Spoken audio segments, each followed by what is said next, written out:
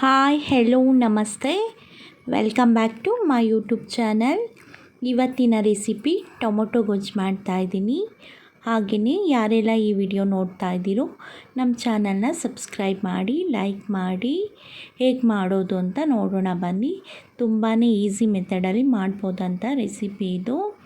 ನಾನಿಲ್ಲಿ ಟೊಮೊಟೊನ ಕಟ್ ಮಾಡಿ ಎತ್ತಿಟ್ಕೊಂಡಿದ್ದೀನಿ. ಒಂದು 3 ಟೊಮೊಟೊ ತೊಗೊಂಡಿದ್ದೀನಿ.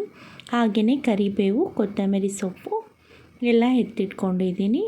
ಹಾಗೆಯೇ ಈರುಳ್ಳಿ ಒಂದು 2 ತೊಗೊಂಡಿದ್ದೀನಿ. ಅದನ್ನು ಅಷ್ಟೇ ಸಣ್ಣದಾಗಿ ಕಟ್ ಮಾಡಿ ಇಟ್ಟಿದ್ದೀನಿ. ಮತ್ತು ಬೆಳ್ಳುಳ್ಳಿ ಜಜ್ಜಿ ಇಟ್ಟಿದ್ದೀನಿ. ಮತ್ತು ಕಾಯಿ ಅರ್ಧ ಬೌಲ್ ತೊಗೊಂಡಿದ್ದೀನಿ. ಹಾಗೆಯೇ ಹೇಗೆ ಮಾಡೋದು ನೋಡೋಣ ಬನ್ನಿ. ಈಗ ಸ್ಟವ್ ಮೇಲೆ ಒಂದು ಬಾಣಲಿ ಇಟ್ಕೊಂಡಿದ್ದೀನಿ. ಅದು ಬಿಸಿ ಆದಮೇಲೆ 1-2 ಸ್ಪೂನ್ ಆಯಿಲ್ ಹಾಕ್ಕೊಳ್ತಾ ಇದ್ದೀನಿ. ಅದು ಬಿಸಿ ಆದಮೇಲೆ 1 ಸ್ಪೂನ್ ಕಡಲೆಬೇಳೆ ಹಾಕ್ಕೊಂಡು ಅದು ಸ್ವಲ್ಪ ಕಲರ್ ಎಲ್ಲ ಚೇಂಜ್ ಆಗಬೇಕು, ಅಲ್ಲಿವರೆಗೂ ಚೆನ್ನಾಗಿ ಫ್ರೈ ಮಾಡ್ಕೊಳ್ತಾ ಇದ್ದೀನಿ. ಈಗ ಸ್ವಲ್ಪ ಕಲರ್ ಎಲ್ಲ ಚೇಂಜ್ ಆಗಿದೆ. ನಾನು ಈ ಟೈಮಿಗೆ ಸಾಸಿವೆನ ಹಾಕ್ಕೊಳ್ತಾ ಇದ್ದೀನಿ. ಅದು ಸ್ವಲ್ಪ ಚಟಪಟ ಅನ್ನಲಿ. ಅದಾದಮೇಲೆ ನಾನು ಜಜ್ಜಿರೋ ಅಂಥ ಬೆಳ್ಳುಳ್ಳಿನ ಹಾಕ್ಕೊಳ್ತಾ ಇದ್ದೀನಿ. ಹಾಗೆಯೇ ಈರುಳ್ಳಿ ಮತ್ತು ಕರಿಬೇವು ಹಾಕ್ಕೊಳ್ತಾ ಇದ್ದೀನಿ. ಅದನ್ನು ಹಾಕ್ಕೊಂಡ್ಮೇಲೆ ಚೆನ್ನಾಗಿ ಫ್ರೈ ಮಾಡ್ಕೊಳ್ಳೋಣ. ಈರುಳ್ಳಿ ಚೆನ್ನಾಗಿ ಫ್ರೈ ಆಗಬೇಕು, ಕಲರ್ ಎಲ್ಲ ಸ್ವಲ್ಪ ಚೇಂಜ್ ಆಗಲಿ, ಅಲ್ಲಿವರೆಗೂ ಚೆನ್ನಾಗಿ ಫ್ರೈ ಮಾಡ್ಕೊಳ್ತಾ ಇದ್ದೀನಿ.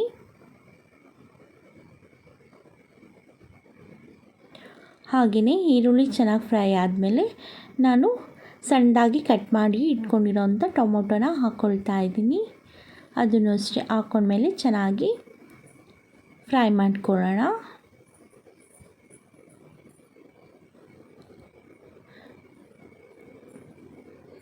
ಚೆನ್ನಾಗಿ ಫ್ರೈ ಮಾಡ್ಕೊಳ್ತಾ ಇದ್ದೀನಿ.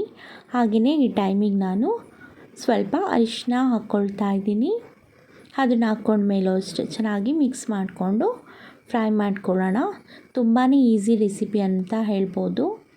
ರೈಸ್ಗೆ, ಚಪಾತಿಗೆ ತುಂಬಾ ಚೆನ್ನಾಗಿರುತ್ತೆ.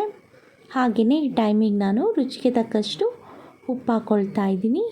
ಅದನ್ನು ಹಾಕ್ಕೊಂಡ್ಮೇಲೆ ಚೆನ್ನಾಗಿ ಫ್ರೈ ಮಾಡ್ಕೊಳ್ತಾ ಇದ್ದೀನಿ. ಉಪ್ಪು ಹಾಕಿದ್ಮೇಲೆ ಟೊಮೊಟೊ ಚೆನ್ನಾಗಿ ಬೇಯುತ್ತೆ, ಅದಕ್ಕೋಸ್ಕರ ಉಪ್ಪು ಹಾಕ್ಕೊಂಡು ಬಾಡಿಸ್ಕೊಳ್ತಾ ಇದ್ದೀನಿ. ಹಾಗೆಯೇ ಈ ಟೈಮಿಗೆ ನಾನು 1 ಸ್ಪೂನ್ ಖಾರದ ಪುಡಿ, ಹಾಗೆಯೇ 1 ಸ್ಪೂನ್ ಧನಿಯಾ ಪೌಡರ್ನ ಹಾಕ್ಕೊಳ್ತಾ ಇದ್ದೀನಿ. ಅದನ್ನು ಹಾಕ್ಕೊಂಡ್ಮೇಲೂ ಚೆನ್ನಾಗಿ ಮಿಕ್ಸ್ ಮಾಡ್ಕೊಳ್ತಾ ಇದ್ದೀನಿ. ಚೆನ್ನಾಗಿ ಫ್ರೈ ಮಾಡ್ಕೊಳ್ಳೋಣ. ಅದು ಹಸಿ ಸ್ಮೆಲ್ಲೆಲ್ಲ ಹೋಗಬೇಕು. ಹಾಗೆಯೇ ನಾನೀಗ ತುರಿದು ಇಟ್ಕೊಂಡಿರೋ ಅಂಥ ಕಾಯಿನ ಹಾಕ್ಕೊಳ್ತಾ ಇದ್ದೀನಿ. ಅದನ್ನು ಹಾಕ್ಕೊಂಡ್ಮೇಲೆ ಚೆನ್ನಾಗಿ ಮಿಕ್ಸ್ ಮಾಡ್ಕೊಳ್ತಾ ಇದ್ದೀನಿ.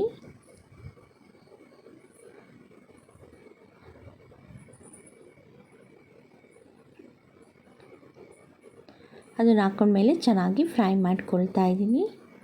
ಹಾಗೆಯೇ ಈ ಟೈಮಿಗೆ ನಾನು ನೀರು ಹಾಕ್ಕೊಳ್ತಾ ಇದ್ದೀನಿ. ಸ್ವಲ್ಪ ನೀರು ಹಾಕ್ಕೊಂಡ್ರೆ ಸಾಕು, ಯಾಕೆಂದರೆ ಗೊಜ್ಜು ಸ್ವಲ್ಪ ಗಟ್ಟಿ ಇದ್ರೇ ತುಂಬ ಚೆನ್ನಾಗಿರುತ್ತೆ. ಹಾಗೆಯೇ ಹಸಿ ಸ್ಮೆಲ್ಲೆಲ್ಲ ಹೋಗಬೇಕಲ್ಲ, ನಾನು ಖಾರದ ಪುಡಿ ಮತ್ತು ಧನಿಯಾ ಪೌಡರ್ ಹಾಕ್ಕೊಂಡಿದ್ನಲ್ಲ, ಅದನ್ನು ಹಾಕ್ಕೊಂಡ್ಮೇಲೆ ಸ್ವಲ್ಪ ನೀರು ಹಾಕ್ಕೊಬೇಕು, ಇಲ್ಲಾಂದರೆ ತಳ ಹಿಡಿಯುತ್ತೆ. ಅದಕ್ಕೋಸ್ಕರ ಸ್ವಲ್ಪ ನೀರು ಹಾಕ್ಕೊಂಡು ಚೆನ್ನಾಗಿ ಕುದಿಸ್ಕೊಳ್ಬೇಕು. ಆ ನೀರೆಲ್ಲ ಸ್ವಲ್ಪ ಚೆನ್ನಾಗಿ ಹಿಂಗೋ ಥರ. ನಾನು ಈ ಟೈಮಿಗೆ ಮತ್ತು ಕೊತ್ತಂಬರಿ ಸೊಪ್ಪನ್ನ ಹಾಕ್ಕೊಳ್ತಾ ಇದ್ದೀನಿ. ಅದನ್ನು ಹಾಕ್ಕೊಂಡ್ಮೇಲೆ ಚೆನ್ನಾಗಿ ಮಿಕ್ಸ್ ಮಾಡಿಕೊಂಡು ಒಂದು 5 ನಿಮಿಷ ಚೆನ್ನಾಗಿ ಕುದಿಸ್ಕೊಳ್ತೀನಿ. ನೀರಿನ ಅಂಶ ಎಲ್ಲ ಹೋಗಬೇಕು. ನೋಡಿ ಈಗ ಗಟ್ಟಿಗಾಗಿದೆ. ಇಷ್ಟ ಆಗಿದ್ದರೆ ಸಾಕು.